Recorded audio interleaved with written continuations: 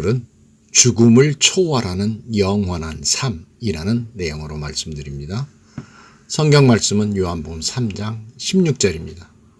여러분들이 다 아시고 심지어 주일학교 시절부터 암송하고 계시는 말씀인데요. 제가 읽어보겠습니다. 하나님이 세상을 이처럼 사랑하사 독생자를 주셨으니 이는 그를 믿는 자마다 멸망하지 않고 영생을 얻게 하려 하심이라. 그동안도 주님 안에서 평안하셨습니까?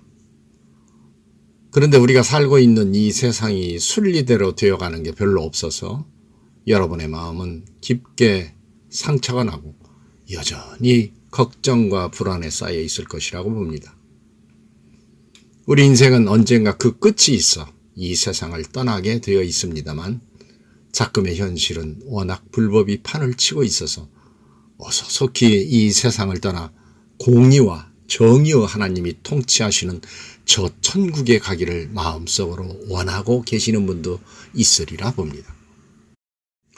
그렇다고 힘든 이 세상을 하루라도 빨리 떠나려고 자살하여 스스로 죽는 경우를 택할 수도 없는 노릇입니다.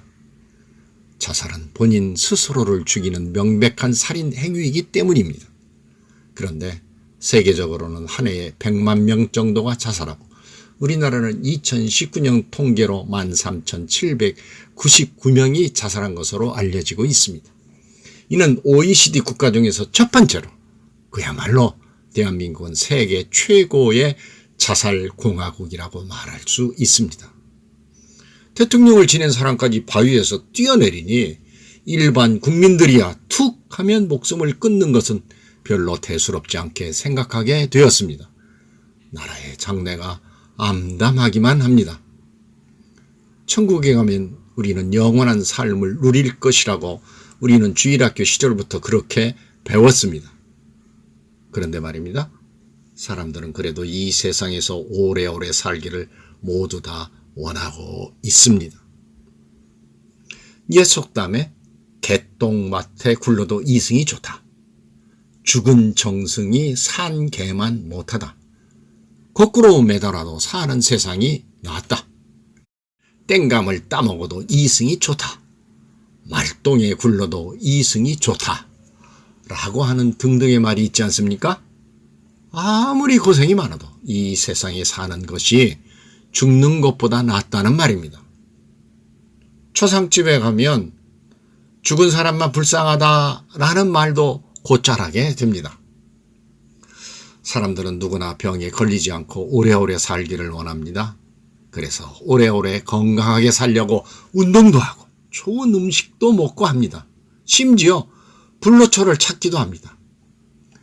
중국의 진시황제는 죽지 않고 오래 살기를 원해 약초가 있는 신비한 세계를 찾아 서복이라는 사람과 가려 뽑은 동남, 동녀, 그러니까 수총각과 수처녀 3,000명을 지금의 타이완과 일본 그리고 우리가 사는 한반도까지 보내 오랜 세월 찾아보았지만 끝내 불로초를 찾지 못했습니다.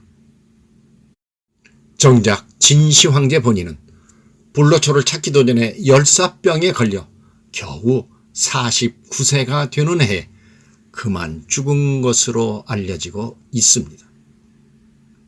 중국의 황제들은 3분의 2가 침상에서 병으로 죽게 되었는데 평균적으로 38년밖에 살지 못했다고 합니다. 아무리 권력이 있어도 오래 사는 것은 마음대로 할 수가 없는가 봅니다. 인간은 누구나 다 자신들이 원하는 대로 살지 못하고 언젠가는 병에 걸려 죽게 되는 운명에 처해 있습니다. 인간이 왜 죽게 되었습니까? 그것은 에덴 동산에서 하나님의 명령을 어기고 에덴 동산 중앙에 있는 선악을 알게 하는 나무의 열매를 따먹었기 때문이었습니다. 아담은 원래 죽지 않고 영원히 살도록 하나님께서 창조하셨습니다. 그런데 선악과를 따먹은 죄값으로 죽음의 저주를 맞이하게 된 것입니다. 그래서 그의 후손이 되는 우리도 언젠가 죽고 맙니다. 그런데 다행스럽게도 우리가 죽어도 그 죽음을 초월하며 영생할 수 있는 길이 열려 있다는 것입니다. 죽을 수밖에 없는 인간에게 영원한 삶이 주어졌다는 것은 정말 큰 축복이 아닐 수 없습니다. 성경에서는 많은 부분에서 영생에 관한 내용을 기록하고 있을 정도로 영생한다는 것은 참으로 중요합니다. 요한복음 3장 16절에서 하나님이 세상을 사랑하사 독생자 예수 그리스도를 보내주셨는데 그를 믿는 자마다 멸망치 않고 영생을 얻게 하신다고 말씀하고 있습니다. 우리가 예수님을 구세주로 믿는 것은 비록 이 세상에서는 죽게 되지만 저 천국에서 죽지 않고 영원한 생명을 누리려고 하는데 목적이 있죠. 그런데 에베소서 1장 4절을 보면 창세전에 그리스도 안에서 우리를 택하셨다는 말씀이 있습니다. 세상이 창조되기도 전에 우리를 선택하셨다는 것은 유한한 시간을 초월하고 영원 속으로 들어갈 수 있는 길을 예비하여 주셨다는 말씀입니다. 그렇기 때문에 영생 자체이신 예수 그리스도 안에 있을 때에, 말하자면 예수 그리스도를 믿을 때에 비로소 영생에 관한 경험을 할 수 있게 될 것입니다. 그러므로 영원한 삶을 누리기 위해서는 천국의 삶을 믿는 것뿐만 아니라 지금 이 땅에 살면서 하늘에 계시는 아버지 하나님과의 관계를 유지하며 살아가야 합니다. 현재의 삶이 육신의 죽음과 함께 사라지는 것이 아니고 로마서 5장 21절의 말씀대로 예수 그리스도로 말미암아 이 세상에서의 삶이 영생의 이끌림을 받는다는 사실을 말하고 있는 것입니다. 그러니까 지금 이 세상에서의 삶은 요한복음 5장 24절의 말씀대로 바로 영생에 연결되는 삶이라는 것입니다. 영생은 미래에 펼쳐질 천국에서의 삶만을 말하는 것이 아니라 지금 이 세상에서 예수 그리스도를 믿고 살아가는 것까지도 포함하는 삶을 의미합니다. 여기에 기적이 있습니다. 그리스도인들의 삶은 육신의 죽음이라는 벽을 뚫고 영생이 기다리고 있는 부활의 세상을 향해 매일매일 행진하여 가는 것과 똑같습니다. 그리스도인들의 삶은 마치 세상과 같은 애굽을 탈출하여 천국으로 비유되는 가나안 복지를 향해 가는 출애굽의 삶을 살았던 이스라엘 백성들과 조금도 다를 바 없습니다. 그러니 우리가 살고 있는 지금 이 세상의 삶도 얼마나 중요한 삶인지 모릅니다.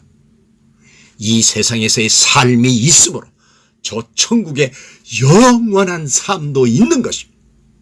이 세상에서의 삶이 없으면 저 천국의 영원한 삶도 없습니다.